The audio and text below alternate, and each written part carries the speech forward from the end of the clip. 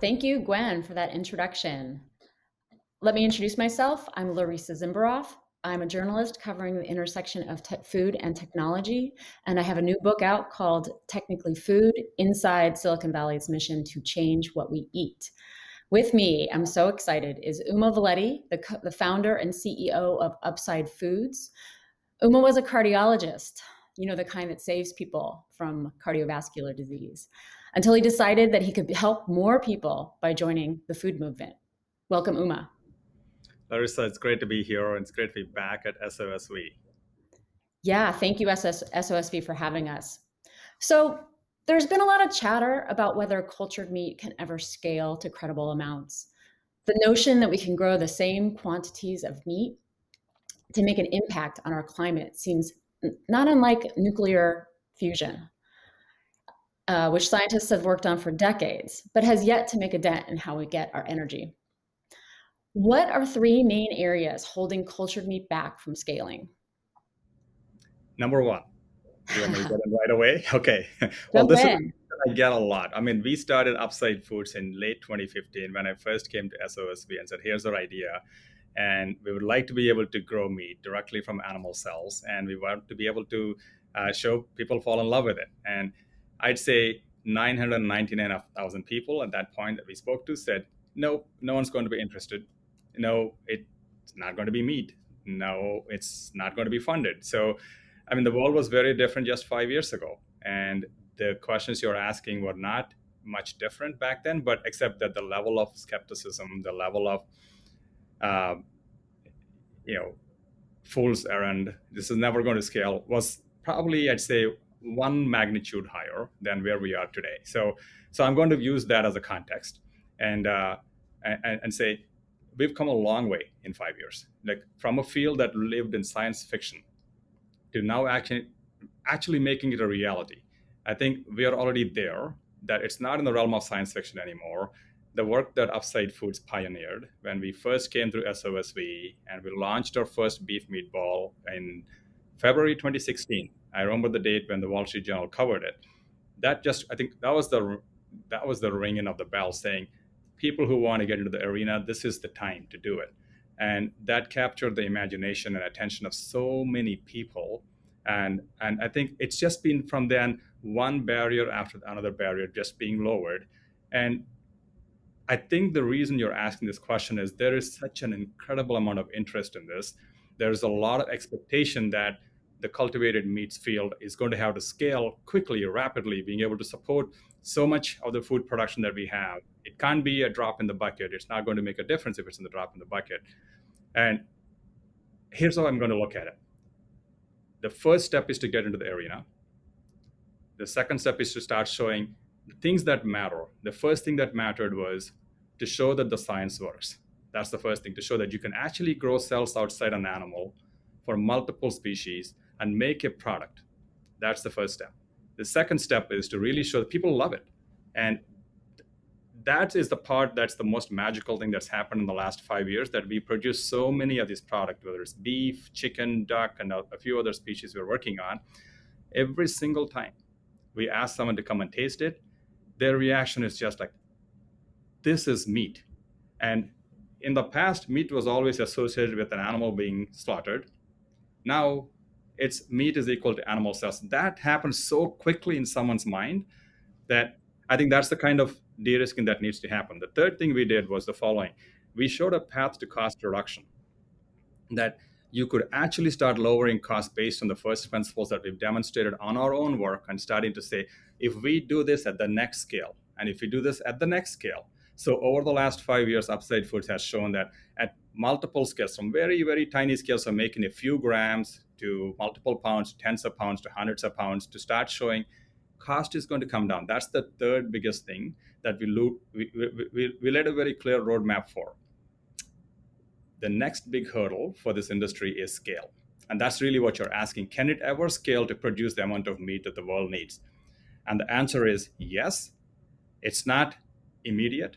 It's going to take some time. And I want to make sure that we set up this field for success, because the amount of meat that's being made in the world right now is 800 billion pounds.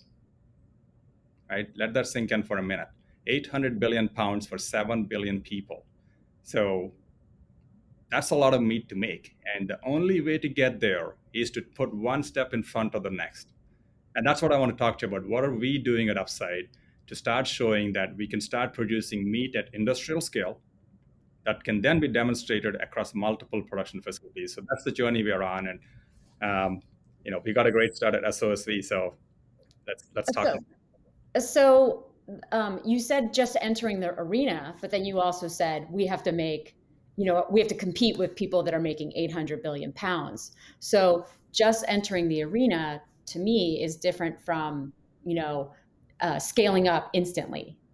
How do it. you balance those two? Um, I, I think you need to be able to say these kinds of changes will happen in steps. I think the closest analogy the world has seen is the electrification of transportation. And you can start saying that maybe less than 1% of the world is electrified at the moment for transportation. But we can start seeing the trajectory of what's it going to look like 10 years from now, 20 years from now. And that's literally what needs to happen with meat production. Look, we love eating meat. It's the central plate of every culture. But starting to open the window and peeking and saying, look, this is how you can make meat. I think that's the first step. That's what we've accomplished. We've also started showing we can lower prices to a place where consumers can walk in and pay reasonable prices. There will be some premium to it, but just adjusting to like, I want to pay a little premium for this at the moment is the stage the industry is at. But in order to say, I want to make 800 billion pounds, that's going to take decades. But 800 billion pounds is also equal to $2.5 trillion of market size. A change that affects $2.5 trillion is not going to happen overnight. Never happened in the history of any innovation before, even if it's in software only, right? This is a hard product to make. This is a beloved product for many people. We want to show the number one promise. We want to be able to get to as many people as possible, even if it's for small bites in the next stage. And then I think that the implications for food production for countries, for regions, for food safety, food security, things related to the downsides of current meat production, which could be intense confined animals that could increase the risk of many things, one of them including pandemics or zoonotic diseases, water use, resource use, greenhouse gases. I think there's a process that has to happen. And I'd say we've done so far, I think first couple of rounds are done. There's many more rounds to go. So back to the foods you've made, the different proteins, the different animals. What was your favorite? What was the most delicious that you've had? Ah, now keep in mind, I'm looking at us as producing. Just one answer. Just one answer. So I like all my children, right? So you're asking me to pick one, and I'm not going to give you an answer for that, but I'll say chicken was But delicious. it's the most delicious. The first product we're going to put on the market is Upside Chicken. People Okay. literally fall in love with it every single time we serve it. Okay. About 1,000+ people have eaten it so far, and they're like, Mhm. "When can you get this on the plate?" Because this is chicken. This is the fibers I see in chicken. This is the aroma that we have. So that's the first product that people will see in the world. Okay. So I know you and your team are working towards a production facility near your Yeah, offices. So since this is a climate tech talk, are you planning on using renewable energy to power the operations? 100%. Okay. So there's solar panels lining the rooftop. So there is renewable energy and then also renewable sources of energy that we're getting Yep. at the moment, because Okay. as you know, renewable energy is a commitment you make to as a company. And we know that for us to start building other facilities in the future, it's going to continuously be updated with various sources of renewable energy or renewable energies you can get from the grid. So we are setting the production facility up as not only a production facility, but an innovation center that's going to look at recycling, renewing, and also thinking about upgrading all methods of production of large quantities of cells. This innovation center is going to be the crown jewel for cultivated meat. And when we open this center very shortly, which you'll hear a lot about, it's going to demonstrate how meat's going to be made under one roof. We're also setting it up so that people can come and literally walk through and peer through large windows and see how meat's made. So think about this as a slaughterless house, right? We want to be able to have people understand how is it made, and I want to learn it now. We want to be able to have kids and come and see and say, look, that's how my beef is made, or chicken is made, or duck is made, or tuna is made. So So that's kind of how we're setting it up. We expect this to be the blueprint for the large commercial facilities that we'll be building in the next phase. And this is going to be in a very residential area and also a mixed shopping area. So again, meat's coming back to be made where people are consuming it. And that's also a very different way of looking at, what's the future of meat going to look like? It's going to be close to where people consume it. So if I can, if I can, as a journalist, come see this production and innovation facility kind of soon, sometime in the near future, when can the general public come in? What do you estimate for that? Right Uh, away or down the road? we are expecting the production facility to open. We'll start having days where we can have people come in, whether it's reporters, whether it's people that want to come and visit and sign up and say, I want to be able to come and do a tour. Our wish is right away, we're going to look and work with the city to see what can be done, because it's also in a very living area and Mm-hmm. people are walking back and forth. So the whole facility was set up for someone off the street to knock on the door and say, look, is it possible for me to come and see how meat's made? Again, keep in mind, this is also a production facility where we're producing clean food that has to be shipped and sent out. So Mm-hmm. we'll have the necessary precautions for it, but it's actually made for the general public to come and see it. Mm-hmm. And will it be open before the USDA and the FDA approve cultured meat for sale? Our wish is yes. We Uh-huh. have to work with the regulatory agencies to make sure that they understand that we're following every single precaution needed, because food is a regulated product. So clearly, FDA has demonstrated that they've done lots of food safety assessments, and they're going to be doing that. USDA has very clearly been the one regulating meat for 50 plus years, and they're going to be inspecting the plant daily, and they're also going to be helping us label the product so the consumer is not confused that this is not a meat alternative, this is real meat. So we're Mm-hmm. working with both FDA and USDA on that. Okay. So, since this conference has a lot of investors at it, we're at SOSV. How long do you think before you can reach scale that will please investors, your investors? Um, oh, look, our investors are a big tent of investors. So I think our investors are some of our strongest supporters, because they understand the path the company is on to build a platform that can actually support a very large, meat, poultry, seafood platform. So our investors include hardcore vegans to hardcore meat eaters to impact investors to financial investors. So I'd say our investors are already like pushing us to say, look, make sure you don't get caught up in the hype of what you're expected to do. Make sure you do this in a way that is scalable. So we have that. I'd say investors at the next phase, when the product hits the market, are going to get really excited, because now they get to see how the consumers are going to react to it, and they get to see where it's being made and a production facility that is actually approved by the regulatory agencies. So I think the next stage is going to be a inflection point for many investors who are maybe sitting on the sidelines to see, Mm-hmm. can they get into this field, because raising funds for this type of endeavor is not easy. It's been incredibly challenging at every single stage, because this is new, and we as a society have been wanting a solution for this. But here is a solution that looks like, if it can get out and capture people's imagination, and we can get it to scale, it's the problem is not how much money is available. The problem is how quickly can we deploy it? Can we actually get the governments to get behind it and try to help us set an environment in which this actually can scale, as opposed to become a niche segment? I think Mm-hmm. that's the next phase, and we're looking for the right investors who are able to understand that side. We're also working with governments so they understand the opportunity for the government itself to offer food safety and food security. So, now that we've sort of talked a little bit about the things that are, you have a plate that's full, you have a lot to do. What advice would you give other founders based on what you've learned to date? I'll say the founders are a rare breed that'll have to be very resilient. Number one, they have to do every moment they have. They should think about, are they surrounding themselves with people that give them energy, that are testing them, challenging them, but actually are they giving them energy back? And if the answer is no, I'd say try to move that person away from the team as quickly as possible. Maybe they're not the right person around you, could be somewhere else, or maybe not even in the company. That's such an important piece, because those paper cuts will add up and start draining a founder spirit. And the founder spirit is the most important thing that drives the company forward. So that's something that a founder should keep in mind every single day. That does the team I'm working with give me energy back? And ask yourself the same question: are you giving that team also energy back? But it's going to be a really hard journey. There'll be lots Mhm. of ups and downs. Make sure that people in your family understand what you do. Try not to separate them out. They really have to understand when you're going after something this disruptive.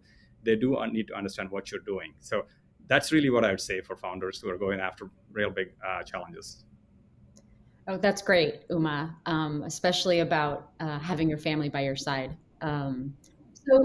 So, what do you wish you had from your investors early on to help you get to a better place? Mm. Look, I mean, I'm very happy with our investors. They've done everything they can. They gave not only Upside a chance, but keep in mind we are the pioneering company that defined this industry. So the investors that joined us already took a really big leap of faith. So I'm already saying thank you to them, because without that belief, this industry wouldn't be where it is today. Like, we've not only 10x the interest in this, but there's a 100x interest in the last 5 years. The first company in this space is Upside. Now there's about 100 companies across the world in every meat consuming country wanting to go after it. There's universities that have started undergrad and postgrad training programs. Lots of governments are giving research funds to cultivated meat specifically. We've got nonprofits in this space. We've got regulatory agencies approving this. We've got an approval in Singapore and many other countries trying to do this. Like, this has never happened in the history of food or in any regulated industry. So there is that acceleration that we've done. So I'm very thankful for the investors along the journey to giving me and the team the advice.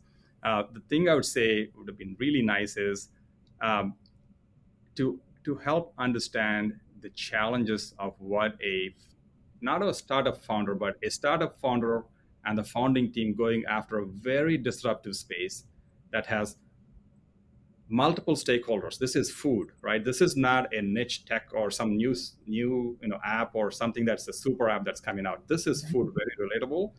Mhm. Understanding, you know, use of language, right?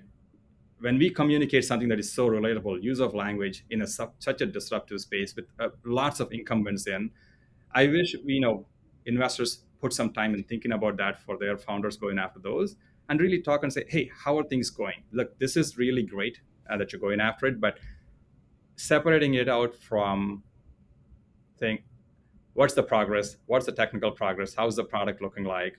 What's the financial model? I think really taking the time to understand that with the founding team and also the team as it scales, I think that builds a really strong bond, because we're solving this problem not for a business impact only. So I know we're getting to the end of time. Your confidence is unflagging. Do you ever have your doubts, or is that part of what being a founder is? I'd say yes. There are moments of doubt that go that go to the top of the Everest and then go back to maybe the Mariana Trench. Absolutely. And Okay. but as a founder, you also have to recognize, look, this is one of the hardest things you'll do in your life, and you have to expect it to be a journey that is going to be full of twists and turns or hairpin bends. Keep your team with you, help them understand the journey of a founder as much as possible.